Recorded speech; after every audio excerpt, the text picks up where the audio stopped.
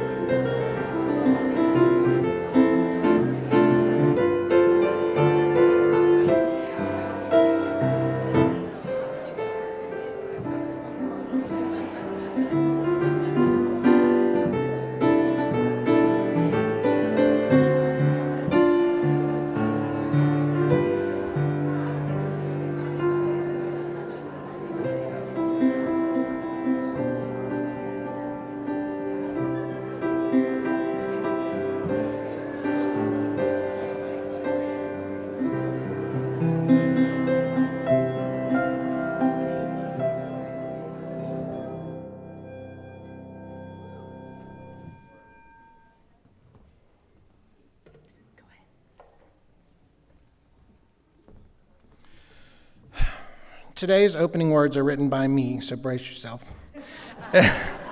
It's another happy new year. Out with the old, in with the new. As the days slowly begin to get longer, we anticipate with hope the reawakening of the gray, dreary earth from its bleak midwinter slumber. We watch the ball drop, kiss our sweetheart, toast with friends, blow noisemakers, and throw confetti. We make resolutions. We send intentions into the universe. We reinstate gym memberships and buy new health-conscious cookbooks. We may even participate in Dry January. This year, we will all be smarter, thinner, healthier. We'll spend more time with our loved ones, take more time for ourselves, put down our phones. It's a new year full of hope and new promise. But then by Valentine's Day, we'll all find ourselves figuratively or perhaps even literally sitting back on the sofa scrolling through Instagram with a bottle of wine, a bag of potato chips, a pint of Ben & Jerry's, and the TV remote looking for something new to binge watch. Is the concept of new beginnings at New Year just some cosmic joke? Or perhaps something devised by ancient oppressors as a way to give a false sense of hope for a brighter future to those they oppressed?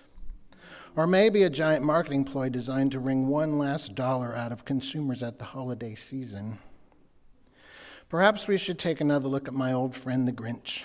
I'm sure it's no surprise to you that he's one of my favorite Christmas characters. Just as the Grinch learned, maybe Christmas doesn't come from a store. Maybe Christmas perhaps means a little bit more. Maybe so too with New Year.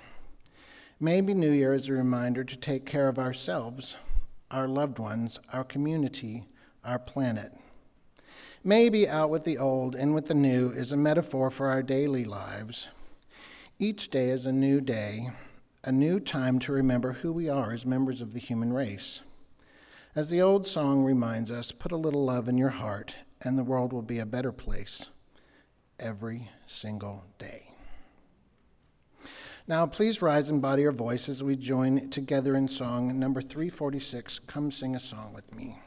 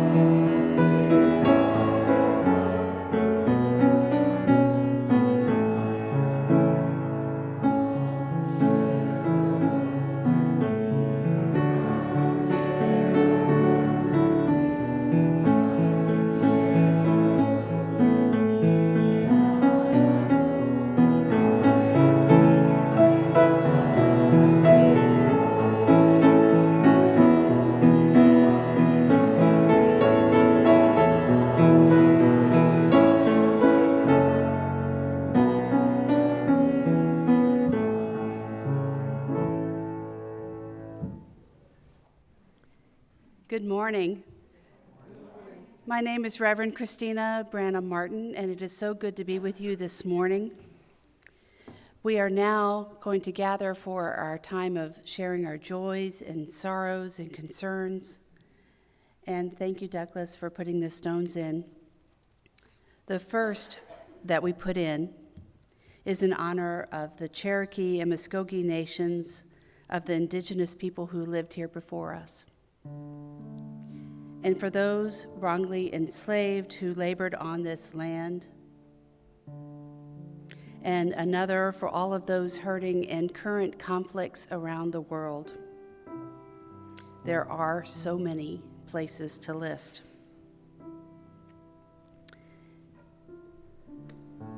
We have A Sorrow by Emily Aust.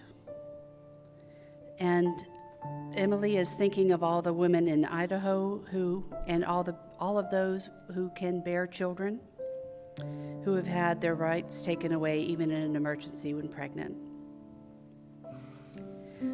I Have a Joy. If you could put in a big, big, joyful stone for Riley Lyons, who starts grad school tomorrow. Please send lots of positive energy. And do you like tea or coffee?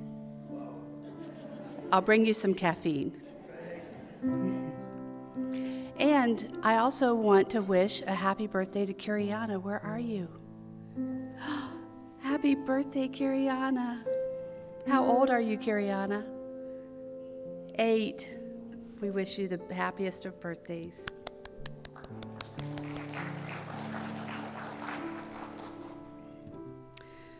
Sometimes there are things that we haven't shared yet because they're too heavy and too private. We're not ready. And sometimes we are bubbling up with joy and we're waiting to share something with exclamation. So the last stone put in is for those things that have yet to be shared. Let us close with the Buddhist prayer of loving kindness. These words should be in your order of service. May we all be filled with loving kindness. May we all be free from harm and suffering. May we all be well in body, heart, and mind. May we all be at peace. Blessed be. Would you like to come up now, Riley? Oh, you're going to introduce Riley? Oh, okay.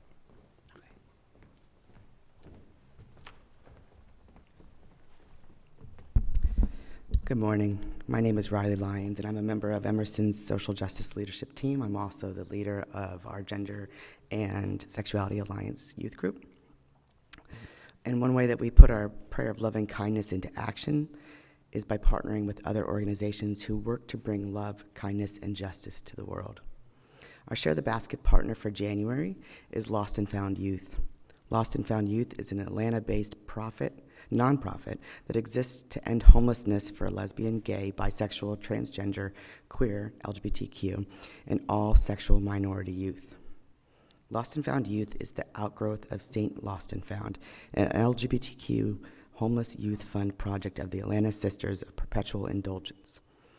Lost and Found Youth was started by a group of local Atlanta activists and supports youth ages 18 through 25 at their youth center and in their transitional housing program. Lost and Found Youth also provides services and referrals based on the needs of youth entering their program. 43% of their clients find them by word of mouth, while 38% are referred by area shelters. 16% find them online, and 3% are identified through their street outreach program. Their primary services include 24/7 phone, text, and email response, emergency and transitional housing, emergency clothing and food for youth on the street, mental health evaluations and counseling, referrals to HIV and STD testing, health and dental services, assistance for lost or stolen birth certificates and driver's licenses, referrals to GED training and testing, and other educational resources, as well as resume writing and editing and interview skills training. For those in the sanctuary, as the basket is passed, please feel free to offer a donation or see in your order of service for other ways to give. For those online, go to emersonuu.org, select the Giving tab to donate. All donations, unless otherwise specified, are shared equally between Emerson and our partner organization. Thank you.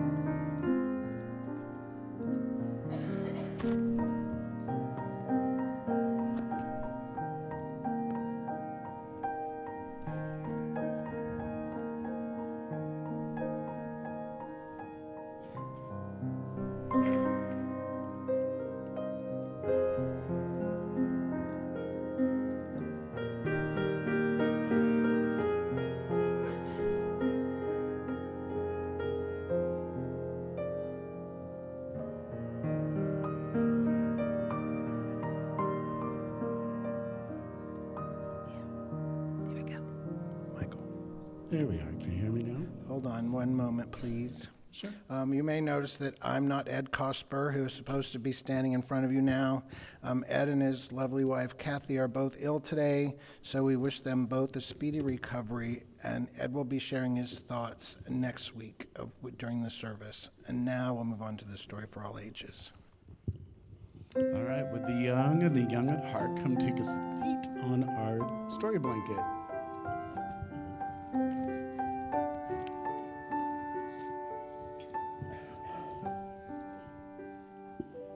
Come on down, make room for everybody. Come on up close.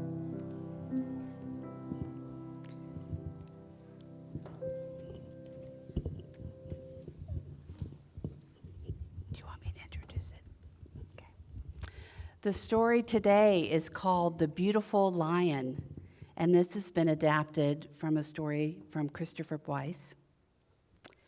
There once was a powerful and beautiful lion. One day, though, he was captured by a mean and cruel person who put him into a cage. The person kept the cage in the jungle not far from his house. Every day, that person would bring out a bowl of water and some food for the very lonely lion. Sometimes the lion would see his own reflection in the bowl of water and would say, I must be a very powerful lion. A very beautiful lion. Look at my reflection. I'm beautiful. but the man would lie to him and tell him, you are not a beautiful lion.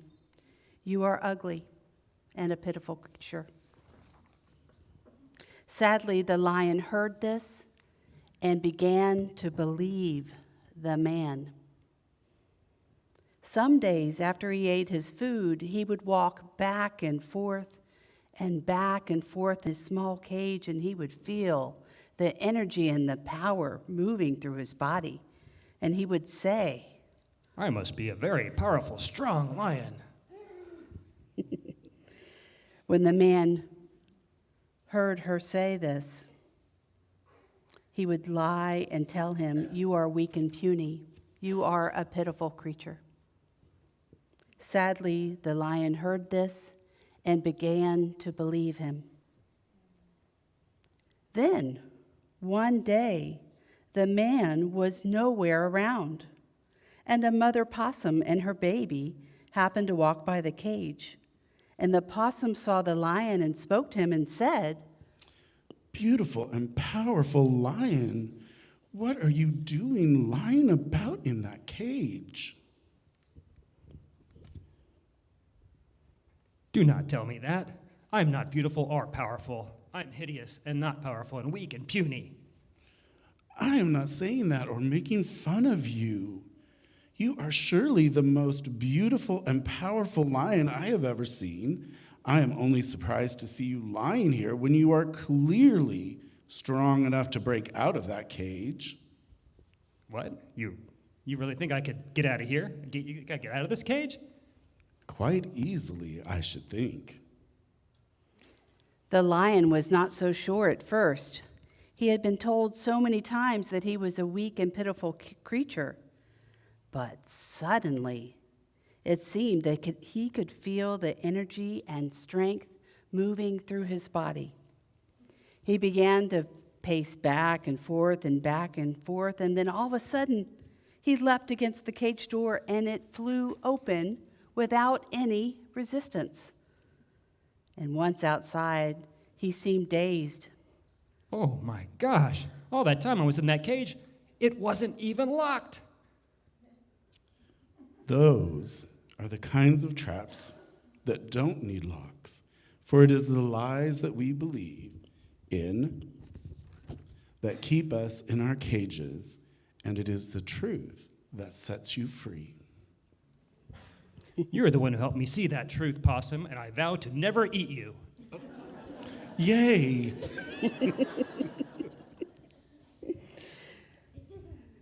So what do you think of that story? You thought it was good? Yeah. Were you surprised that there was not a lock on the door of the cage? What were you saying? You weren't surprised? Yeah. You were surprised? Probably one of those rope traps where it hangs down from a tree and there's food underneath and they just Oh, fall down. a trap that hangs from the tree. That's a clever idea. You know, sometimes I wonder if I think there's a lock on something in my life and I need to just realize that there was no lock there and I can open the door and change something, even if I just make a decision to do it right then and there. And that's what I hope you take from the story. And I want to teach you a song. And you can just stay right where you are. And I'm going to teach all of you a song. We're going to sing this song now seated. You might recognize it. It's Meditation on Breathing. It's got 3 parts. But one of the things I really love about this song is that we can sing it a cappella, and it becomes a meditation where you can just feel it in the air with our breath, with our singing. And if you would pass that microphone over to Mia. There are those of us who sing quietly, like a heartbeat that's beating in your heart. You can probably sing this part if you're not a big singer. But it's like the heartbeat of this song. And it's breathe in, breathe out, breathe in, breathe out. Good, you got that part.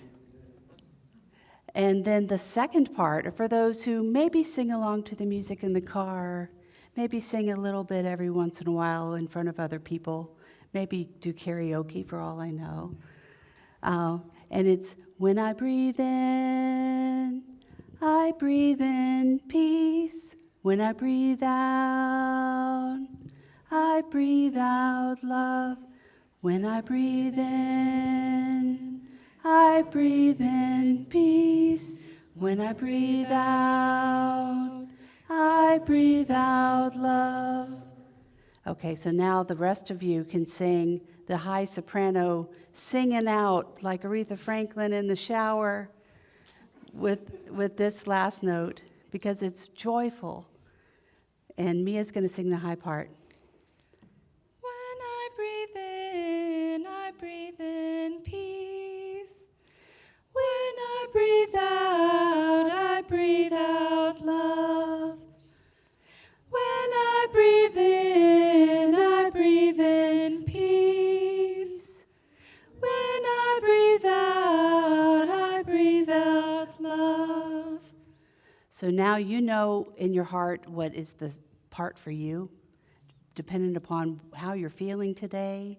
I invite you to close your eyes and feel this song around you and hear the people singing by you. We'll start with the heartbeat. Breathe in, breathe out, breathe in, breathe out. When I breathe in peace. When I breathe out love. When I breathe in peace. When I breathe out love. When I breathe in peace. When I breathe out love. Breathe in peace. When I breathe out love. Thank you.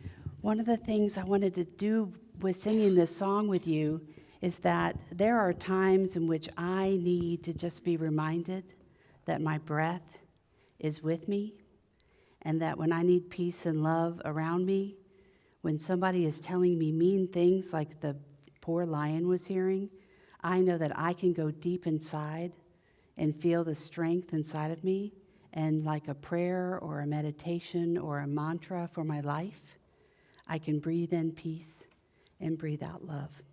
So I wanted to teach that to you. Thanks for singing with me. Yes. Let's sing together.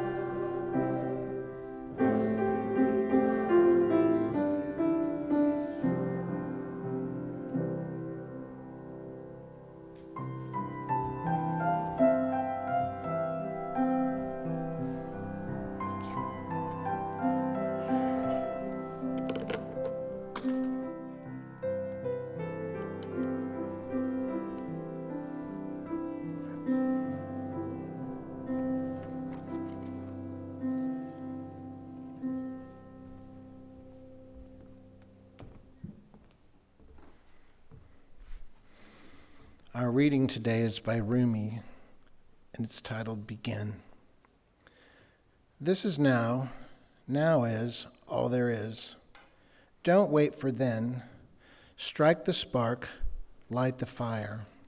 Sit at the beloved's table, feast with gusto. Drink your fill, then dance the way branches of jasmine and cypress dance in the spring wind. The green earth is your cloth. Tailor your robe with dignity and grace.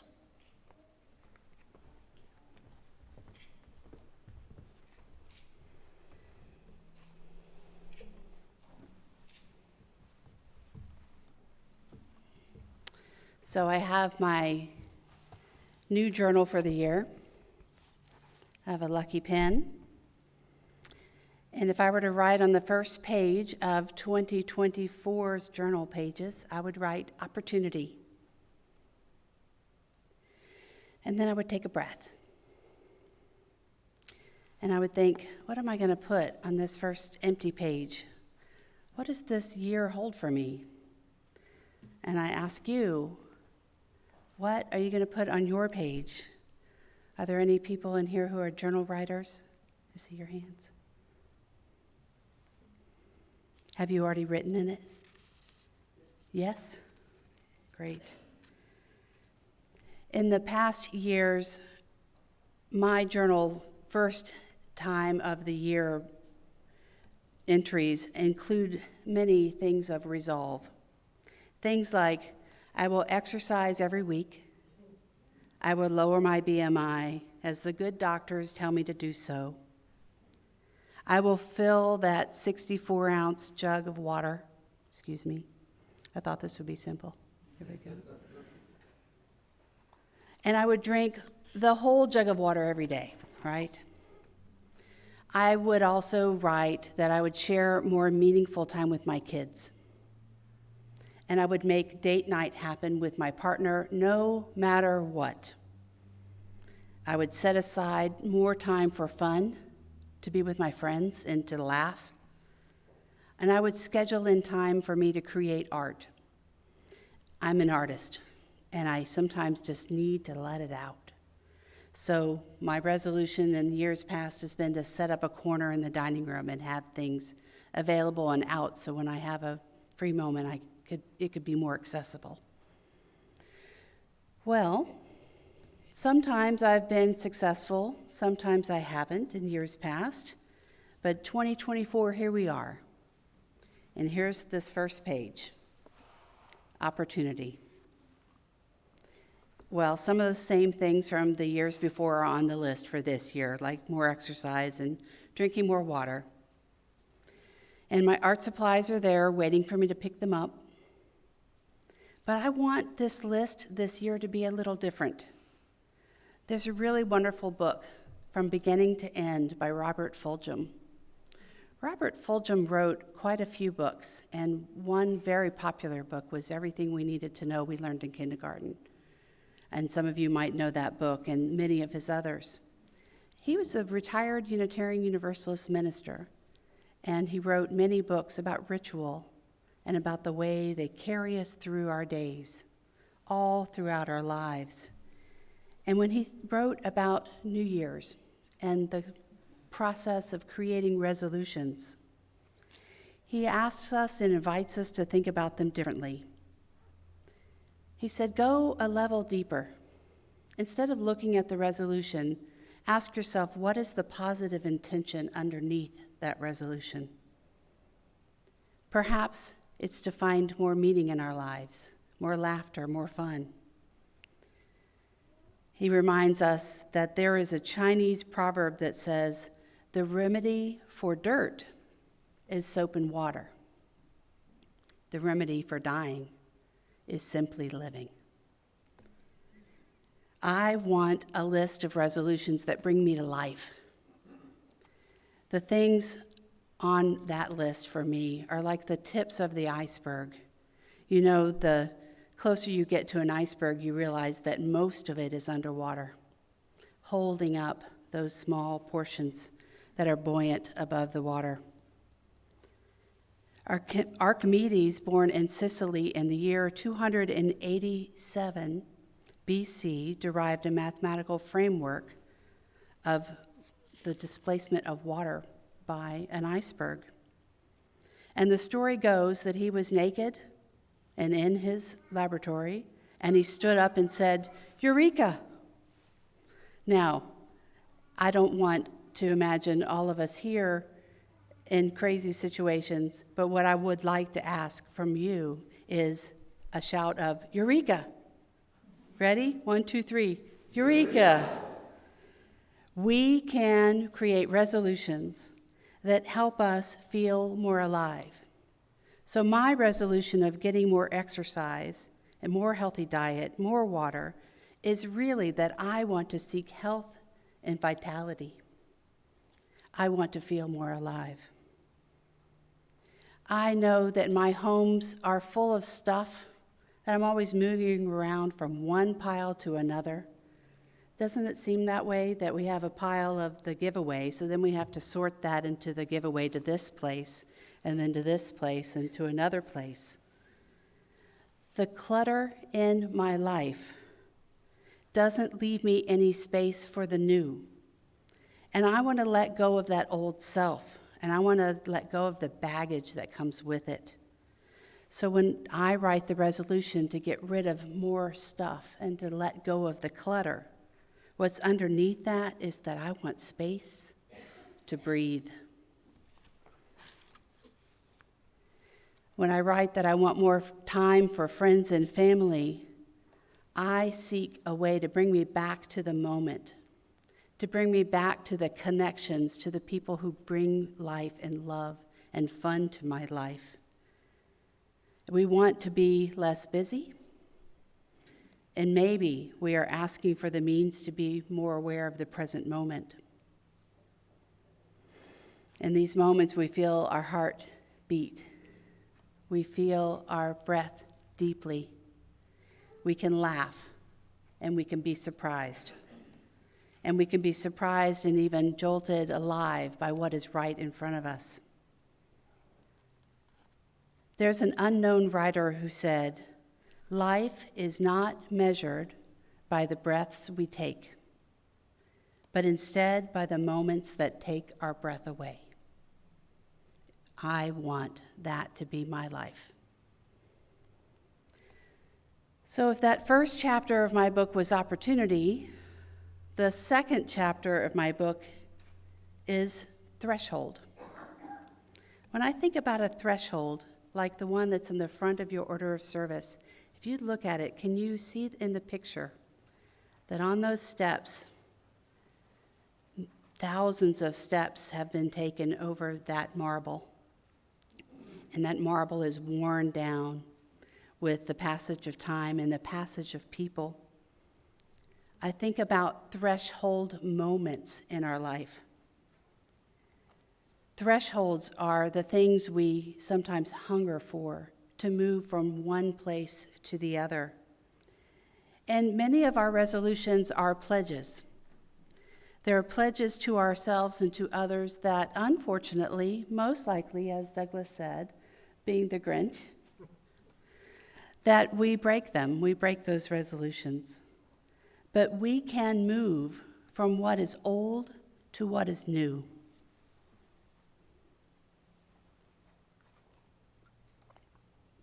Robert Fulghum says, "From birth to death, our lives are full of endings and beginnings, little deaths and arrivals.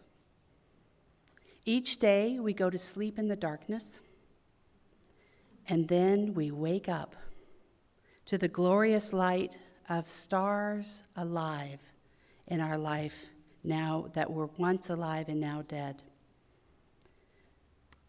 This itself is a miracle," he says.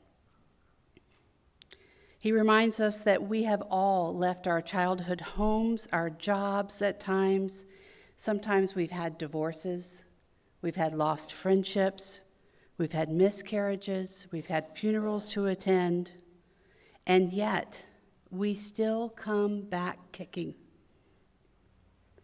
We are stubborn, he says, and we each find ways to reach out for new ways, for new jobs, new friends, and new reasons for scrambling on.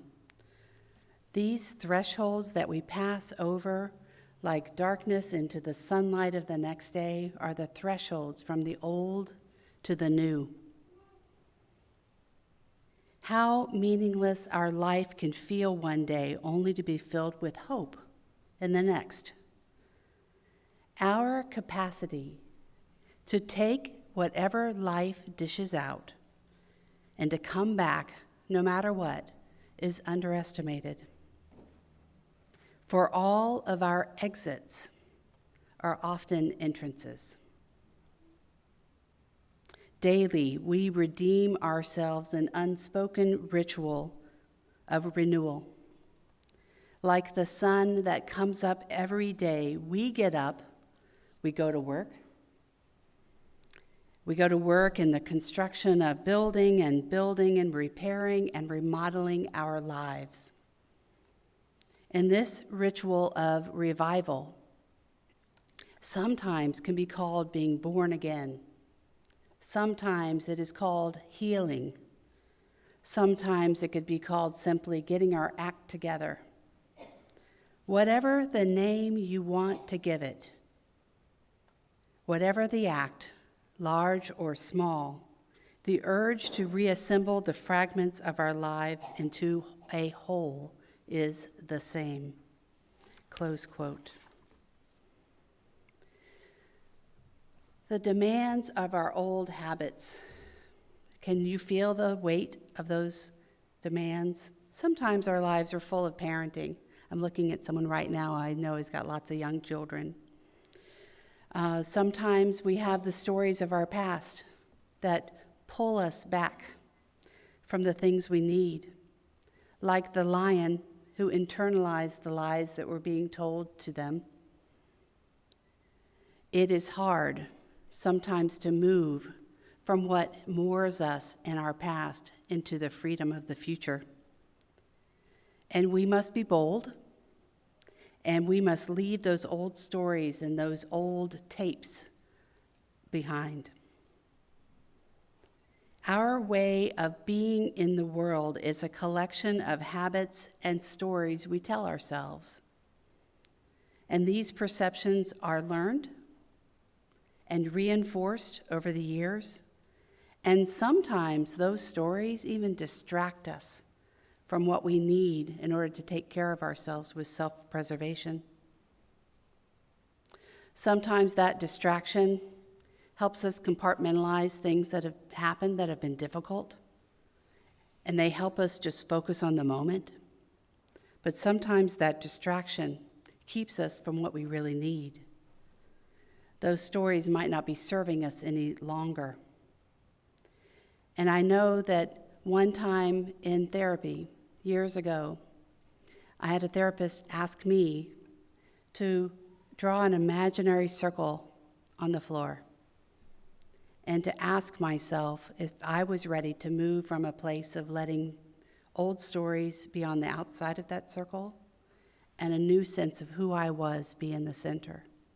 And when I was ready, I could move to the center of the circle. It seemed so silly at the time that moving from one physical place to the other would be such an emotional act. But the therapist left the room and gave me about 10 minutes, and I started to cry. And when I moved into that circle, there was a lightness that I felt. It was an intention. It was a meaningful act. And it was a threshold that I needed to move across. To move from one place to another takes courage. And I know that many of us have had those threshold moments. Perhaps sometimes they come creeping in on us. Like, I really need to leave this job. Or this friendship isn't working for me any longer. Sometimes it's also like a lightning rod. I remember the time when I was in high school, my parents were going through a divorce. Things were just crazy around me, and I thought, I've got to get out of here. I got to take care of myself, and I got to figure out a way to get out of this house. I imagine some of you might have been through divorces or the loss of something sudden, a death, an illness.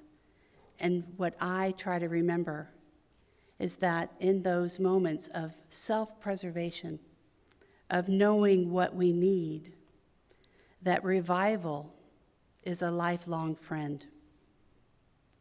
So as we talk about moving from one place to another, with a door that closes behind us and another one hopefully opening in front of us, we can breathe in what we seek.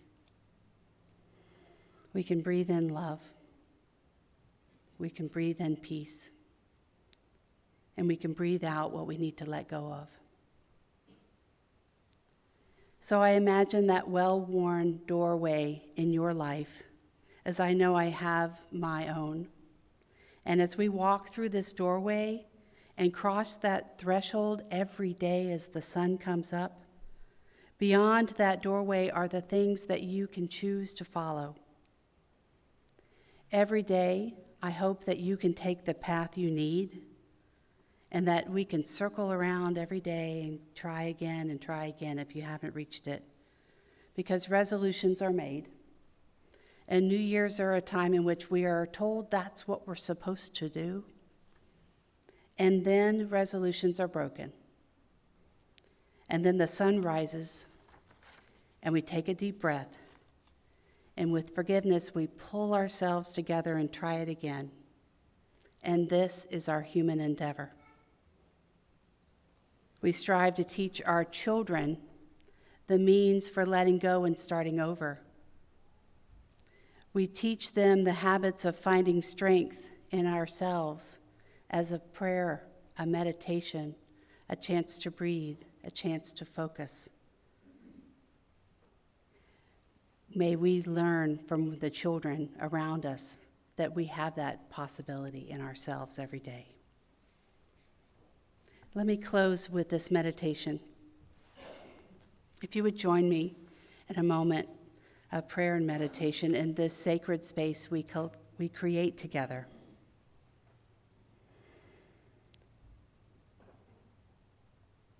The answers we seek are not found in society or even in this congregation. They come from the deep inner space of each person.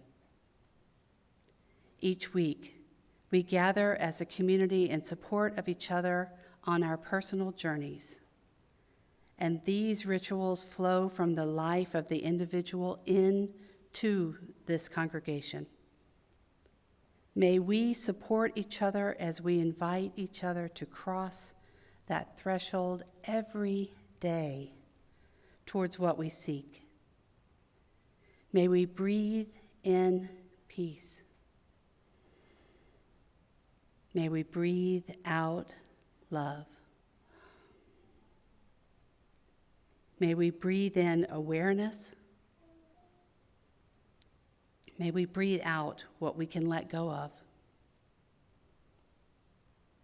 And last, may we breathe in forgiveness. And may we breathe out support for each other. And may it be so. Amen, and blessed be.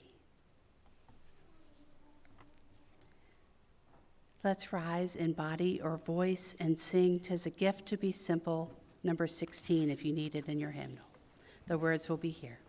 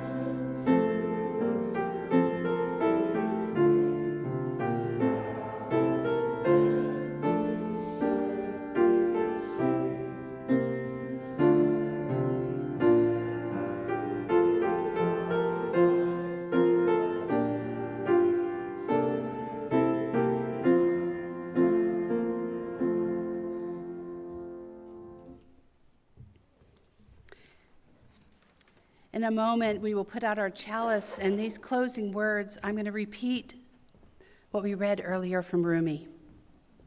This is now. Now is all there is. Don't wait till then. Strike the spark. Light the fire. Sit at the beloved's table and feast with gusto and drink your fill. Then dance in the green earth. Dance here now. May your New Year's be full of dancing and feasting with gusto and drinking your fill. May your New Year be full of laughter, life, and love. And we extinguish this chalice, but not the light of truth, the warmth of community, or the fire of commitment. These we carry in our hearts and out into the world until we are together again.